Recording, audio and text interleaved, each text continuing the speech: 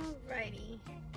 Hi. So, this is gonna be my best books of 2024 in the car edition. Just kidding, this will always be in the car because it's like the best place. I don't know, I feel comfortable in it. Along with drawing, one of the other things I really love to do is read. And it's one of those things where they go hand in hand. So, reading influences my drawings. So I think it's really interesting to see what different artists read, because then you kind of see where they make their ideas from. So this year I had a goal of 50 books. Right now I'm at 46 books and it's New Year's Eve, so I don't think I'm gonna make it, but I was pretty close, and that's pretty good. So for this list, I'm mostly gonna be reviewing books that are 4 stars and up. For me, I feel like I'm very critical about the books I read. I've always read, so I have an idea of like what makes a good book, whether it be the writing, the plot, character development, or sometimes just how personally it fits to my taste. It's very hard for me to rate a book 4 and up. So these are like books that just really made an impact on me this year and made me think about the world in a different way. So the first book is Help Me by Nabin Ruthnam. So this one, um, it's a very short book. It's like 100 and something pages, and I loved it because it reminded me a lot of Annihilation, the movie, and the first book, the series. It was very sci-fi, which I didn't expect because it started off slow and it's kind of set in a rural area. Like, it felt very like 1600s. I don't know why, that's just how it felt. But the plot is essentially this woman, and it explores the relationship with her husband and the conflicts they're facing. But things start to take a very different turn when he gets sick and she has to take care of him.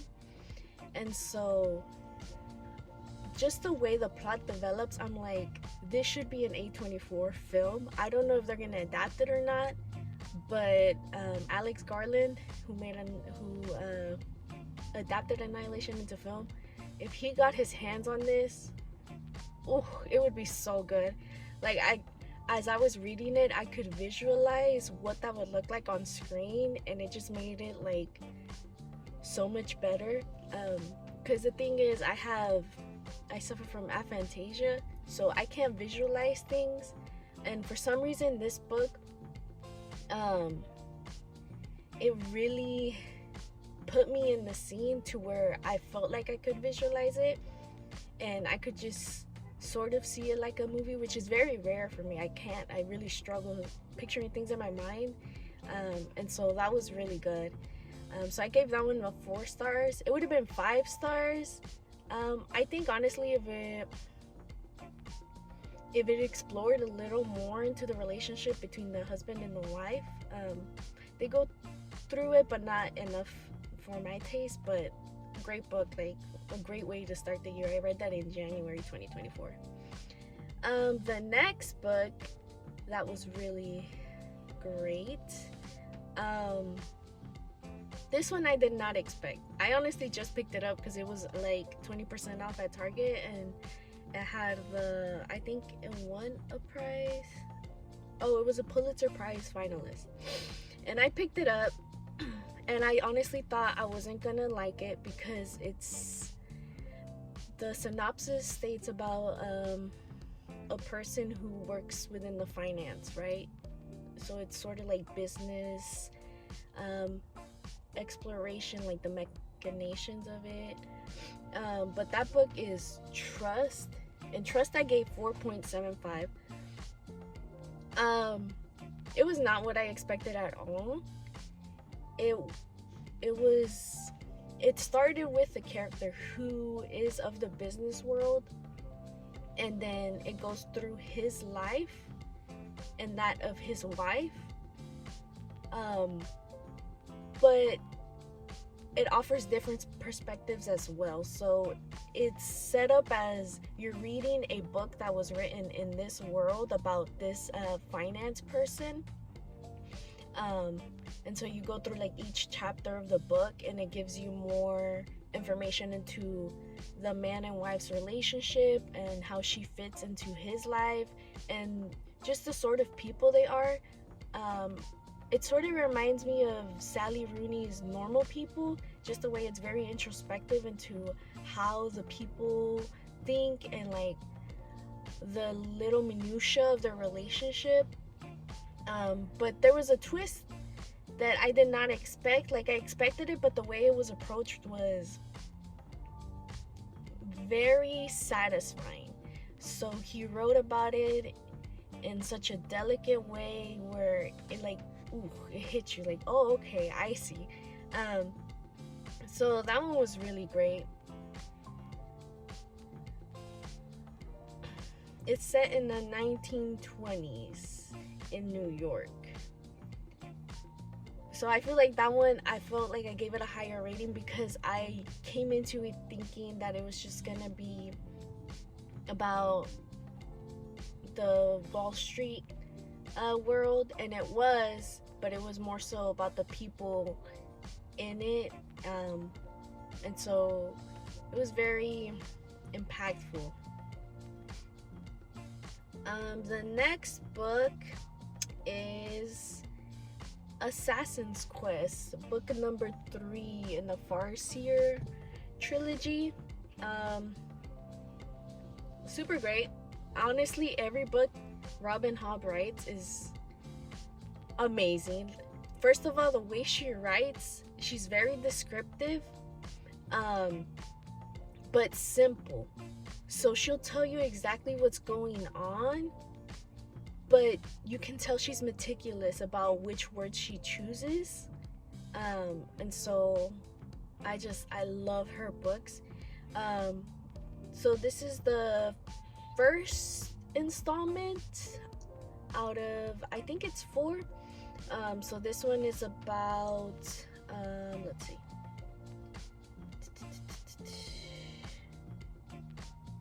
About, you first meet Fitz, right? So he's a bastard child of this kingdom, and Fitz has, the magic system is based on like going into people's minds and manipulating them or influencing them. It's sort of like telekinetic based. And so in the third one, you're following Fitz more. He's been through some journeys, and this is like sort of like the end of his first journey, where he's trying to help his kingdom deal with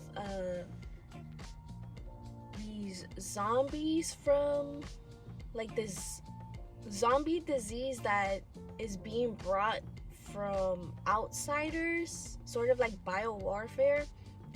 And so they're trying to defend their kingdom from more people becoming sick, and so somehow dragons become involved, which is why I kept reading, because I knew dragons were coming up, and I love me a good dragon in a story. And so this is just the final big happening, and so he kind of like becomes mature. So it's like his final stage of maturing. He's, I think at this point he's about 20, 23, somewhere between those ages. And you can tell he has grown a lot in between these between the first 2 books. And so this is the last time we see him until I believe the last installment of Robin Hobb. So I was kind of sad because I really do like Fitz as a character. I think he's interesting. And the next installment in Robin Hobb's is the Ships of Magic, I believe. And I don't like pirates. For some reason, I really struggle with pirates as a reading or entertainment environment. Like One Piece, I'm sorry guys, One Piece, I can't do it. The pirate, I can't.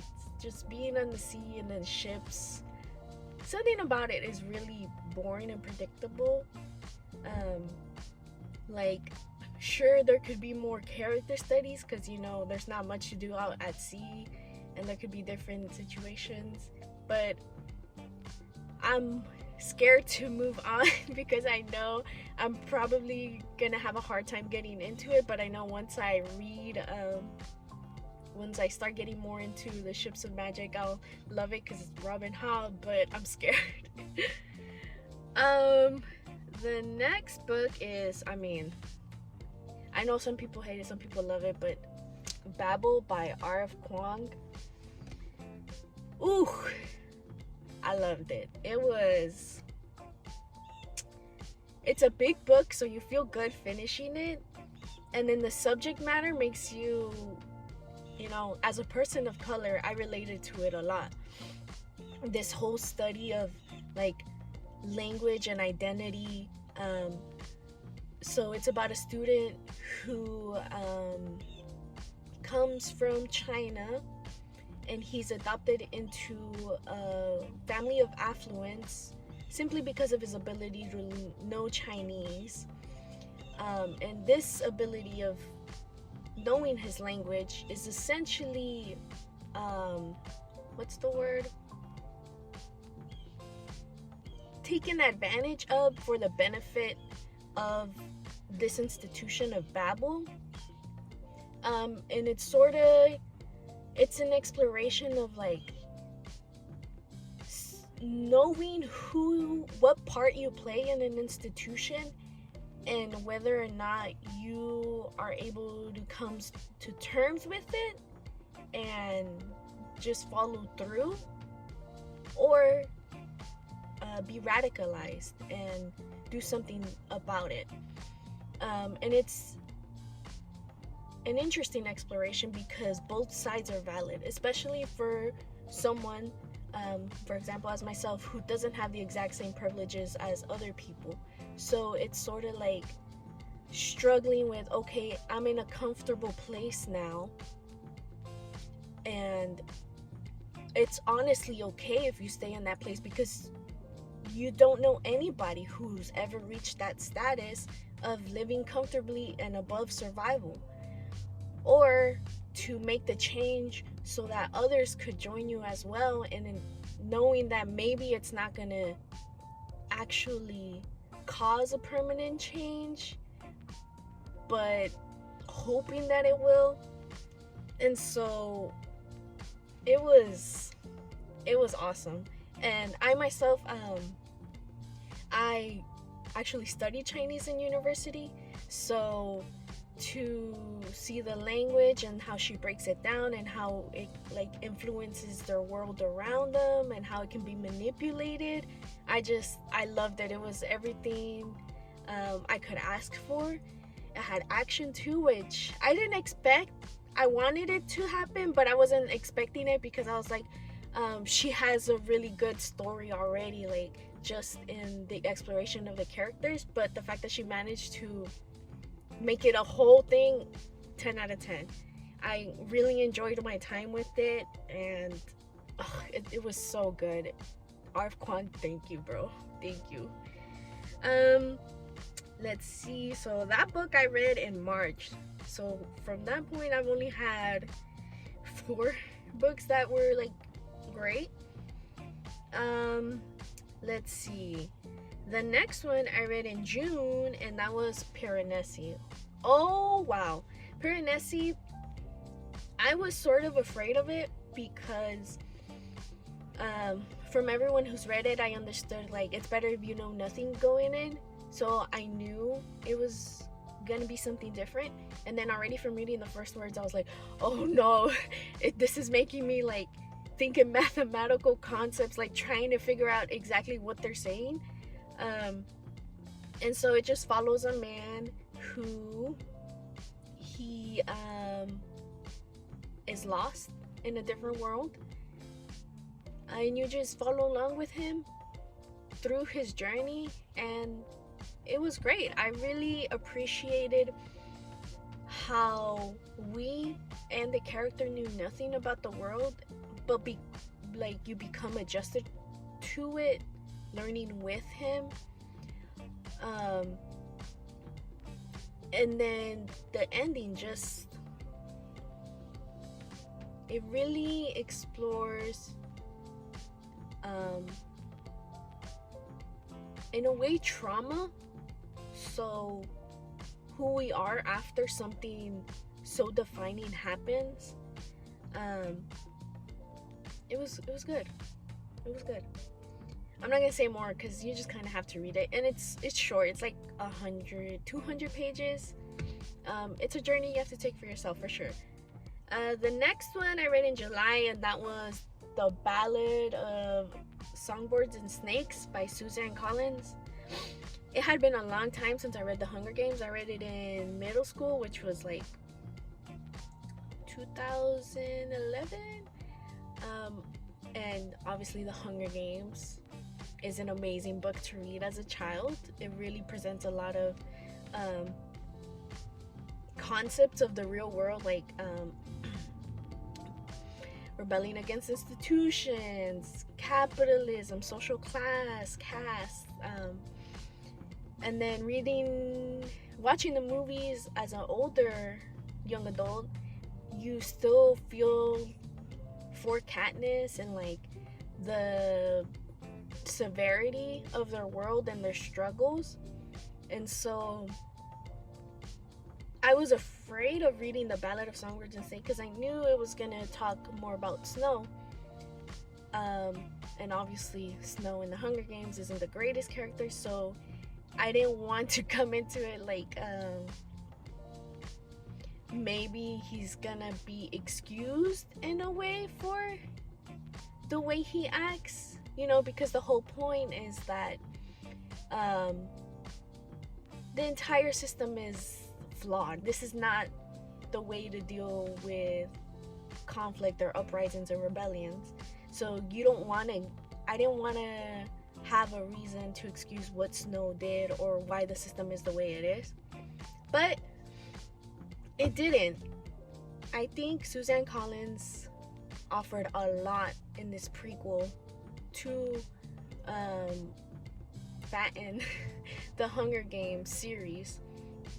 You do see Snow and his childhood, and you do realize, sure, he did have some struggles, but she offers an exploration, I think, of someone who understands that the world they're in is flawed but doesn't care. And doesn't care to a point because they want to make their presence known in this world, but more so because he was an aristocrat and he had always been raised as an aristocrat, and so those values were just intrinsic to him and his family.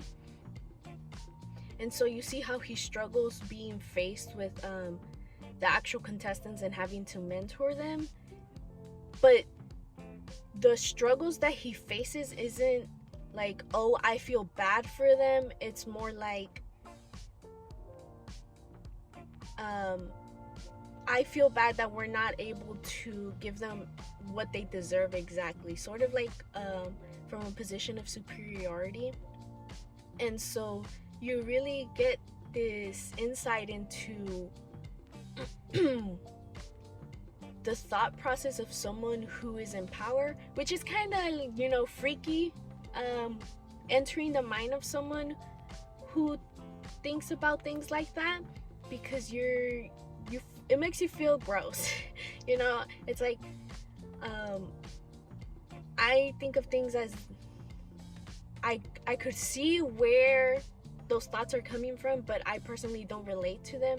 And so it's like that dissonance. You're just kind of like, oh, I understand where you're coming from, but I actually really hate that. Okay, so the next book is Clara and the Sun by Kazuo Ishiguro.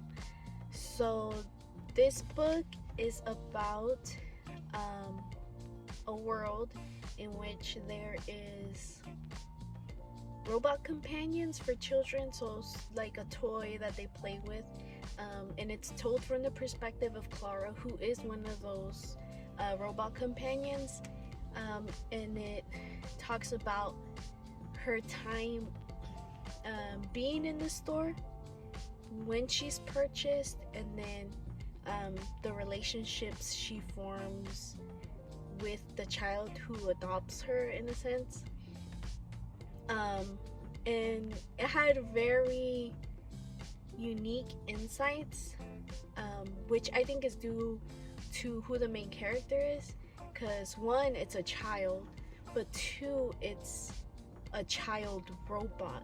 So it's sort of like the most absolute naive, impressionable perspective. Like, this child has no preconceived concepts whatsoever. So I think it gave Ishiguro a space to really explore what we think of, and then offer a new perspective on the world in general, because it's such a blank slate. So that was really interesting. Clara was such a sweet character to read her perspective from, and it was very wholesome, but also very at times kind of like really super about the human condition, right? So you feel like just that intrinsic sense of despair, to being human, because life is so short. I don't know, it was great. It really left something to think about, of like who we are as humans and what we mean to others. Super 10 out of 10. That's all I got. Then I have How High We Go in the Dark by Sequoia Nagamatsu.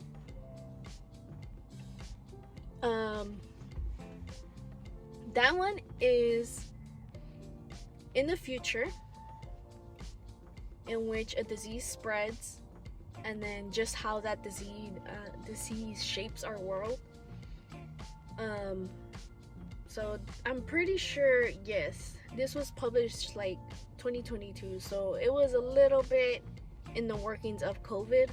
So I remember everyone was reading it right after, and they're like, oh my gosh, it's so relative to COVID, and it is.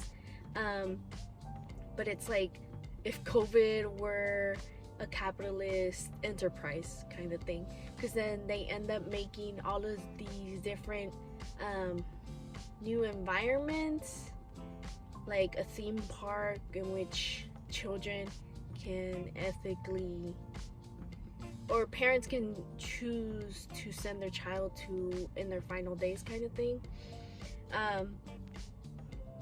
And this is written sort of like short stories, multiple POV. So each story like starts and ends with a character, but those characters will reappear in other characters' stories, sort of like they're interconnected but not. So it was very poignant, because it's sort of like you see all of these people and how they're being affected by the situations, and then how somehow they're able to make an impression upon each other in such a dark time. And it really just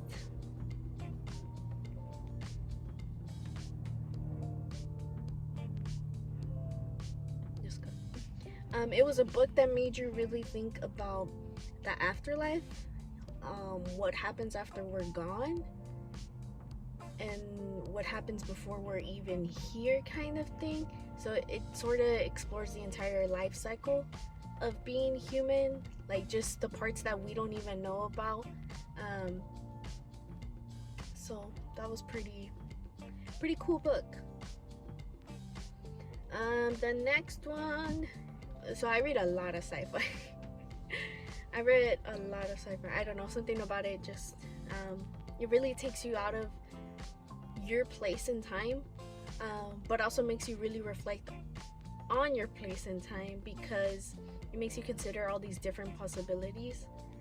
So this next one is also sci-fi, and that was The Employees, a workplace novel of the 22nd century. This one was really short, so 136 pages.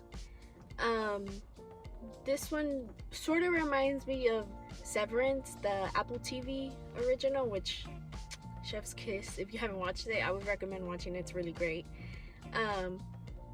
And it's like set in a distant future where there's a company that's functioning out of a spaceship, and each chapter is like an HR investigation sort of each employee. So it has to do some with AI employees and actual human birth employees. And so it really explores like the difference between humans and artificial intelligence. Once again, just what it means to be human. And it's very abstract at times. So it was really hard for me to get into it at first. But the ending more than makes up for it, because it really takes the way it's written from each employee perspective, like an HR investigation. It sort of reads like a history book. So then just the ending of the book just makes it seem so like canon, like it's part of some important history, and it's not real, but it feels very real. And it just left me like stunned, sort of like, oh, this, I could see this being an actual future, or even like happening somewhere right now or otherwise. It was just, it leaves you stunned, to say the least. And then after that, I read The Wanderers, another sci-fi. So The Wanderers is about a group of 4 people who are going to be running a simulation as though they were going to travel to Mars and back. So it's sort of like a psychological literary fiction. So you explore the POV of every astronaut who's training, what their lives are on Earth, what their feelings are about themselves and their families. And it was very unique because these are people who do not want to be on Earth, it feels like. And that was something that was interesting to consider, because to me it's like, I live on Earth. I could not even think about or consider living outside of Earth. And so to see an entire book told from somebody who wants to only exist outside of where they are right now was interesting. It made me think about, like, why do I have such an attachment to the Earth, right? And I think with the way that the book progresses, it definitely turns into that. So the astronauts are more introspective as they're going through the simulation, and they realize maybe they're not who they think they are. Maybe they're not everything that everyone thinks about them. So it was very a study of the self and knowing yourself and being able to realize who you are without fear. Which was very cool, because I think nowadays it's like we think of astronauts as it doesn't seem real anymore. Definitely different from, I would say, like the 1950s, where the whole space race, and now it's sort of like, oh yeah, astronauts are cool. They just live up there in the space station, and it's a very abstract sort of career. So to read this was very insightful into the realm of just space science. So then at the end of October, I read This Is How You Lose the Time War, which I gave 5 stars.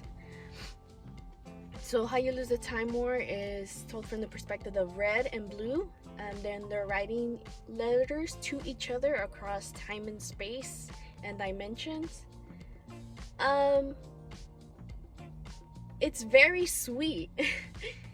It can be abstract and confusing at times, like who, at first I was like, who is writing to who right now? But you sort of get into the flow of it, and the things that are said are like old school romantic poems, which is interesting because it really contrasts with the setting, which is like space cadets fighting each other in completely irrelevant future to us. And I don't know, at the end it makes you really just be like, oh, love is a timeless thing. This idea of a soulmate is timeless. So super sweet. There was a lot of lines that you're like, oh, if someone said that to me, kind of thing. Yeah, super sweet. And then the last 2 books, actually 3, there's 3. It's a short story book by Ken Liu, The Paper Menagerie. I read this because I want to read The Grace of Kings, but I've heard that everyone loves the Grace of Kings, and so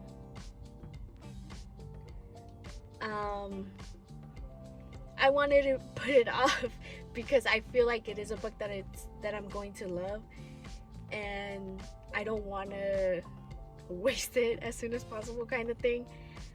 So I read this, just trying to get a feel for how Ken Liu writes and what are his subject matters.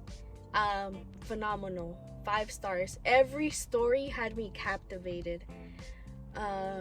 They were all very different, but yet very similar in their subject matter. He really likes to focus on it seemed like the Chinese American experience and identity, so who you are when faced with so many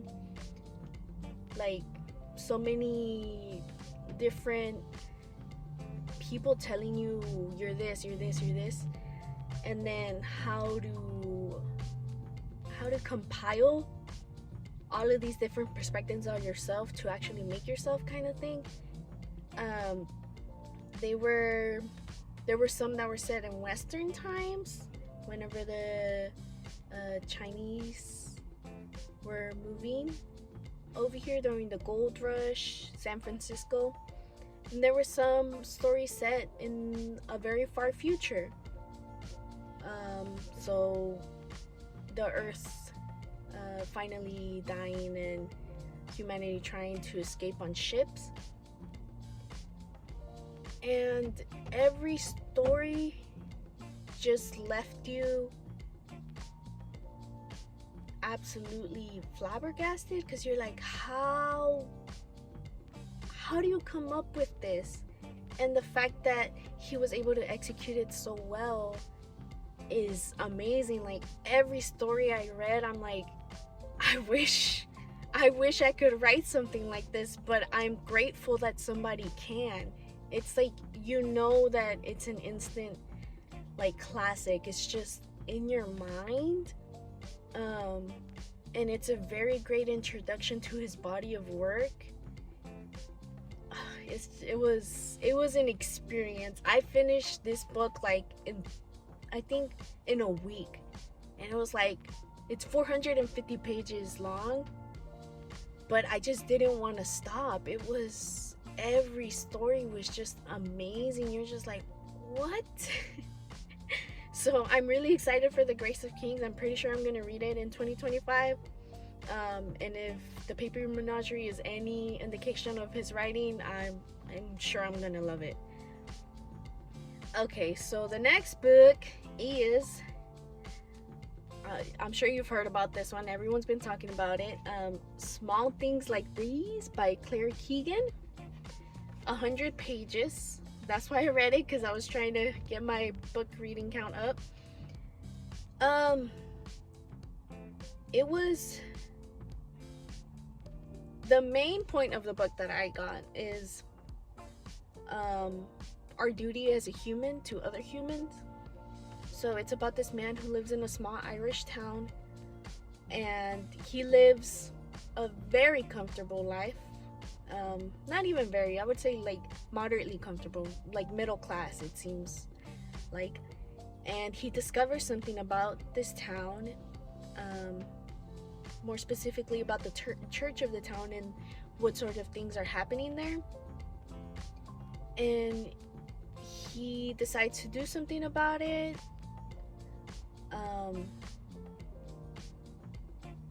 And you just go with him as he discovers what's happening, what he thinks about it.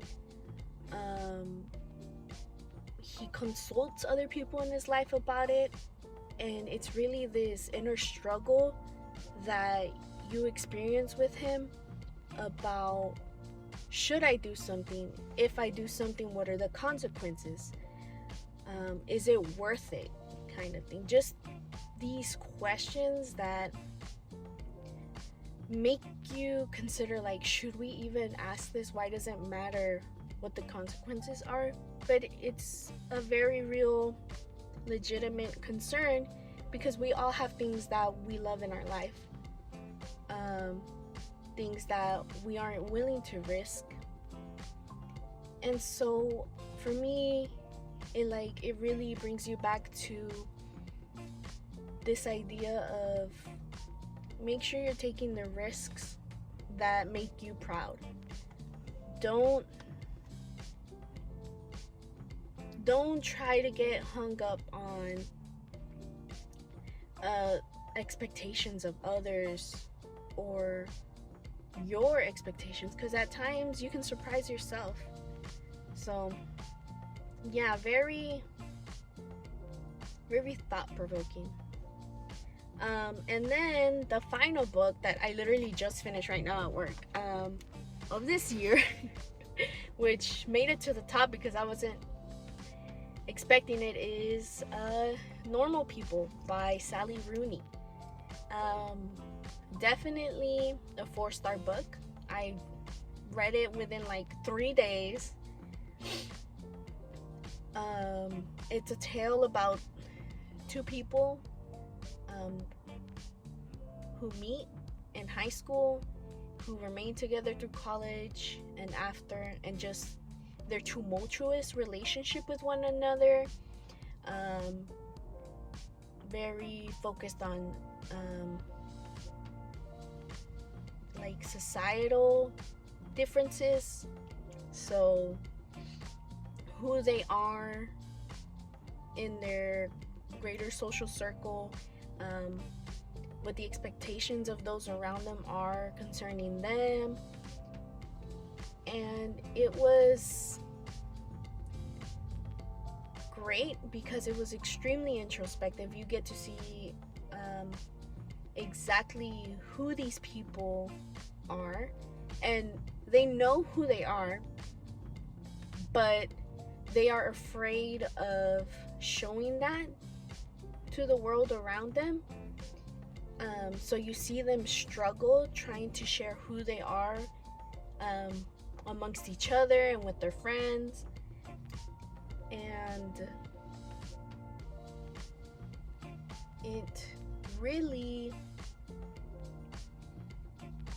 focused on there were some hard topics broached in part of one of the characters. So trigger warnings for those. But overall, an interesting journey into what friendship is, what friendship can become, and what it means just to have another person in your life. Like, they are, it seems, very lonely people, but at the end of the day, they had one another, even if that person was just one. And I think Sally Rooney does really well just trying to exemplify having one person makes all the difference. Like, you may be extremely alone, but always try to seek out that other person who understands you. Even if they don't understand you 100%, there is value to being understood to some extent. And that was very interesting exploration by Sally Rooney, because it sort of makes you question, like, am I lonely? Do I feel like these people? And if so, where and why do I feel like this? It's a book that you sit with and you really just look inwards, which is great, especially right now at the end of the year. It's like, okay, so how has this year gone, kind of thing. So that was a great read. I did not expect it to be so short, but thank you, Sally Rooney, for making it short, because now I have another book read. So those were my books. Those are the ones that I rated 4 stars and above this year. Let me know down below, what are some of y'all favorite books that you read this year? Definitely for me, my absolute favorite one will have to be The Paper Menagerie. Something about it, just chef's kiss. I loved it. I borrowed it from the library, but I will most likely purchase it for my collection because that was amazing. So yeah, these are the books I read this year, and I'm pretty sure they've influenced my art in some way. Hopefully you read some of them and they influence you in whatever creative pursuit you're doing. So thank you for watching. Like and subscribe, or just like. That's fine too. You do not have to subscribe. Thank you. Bye.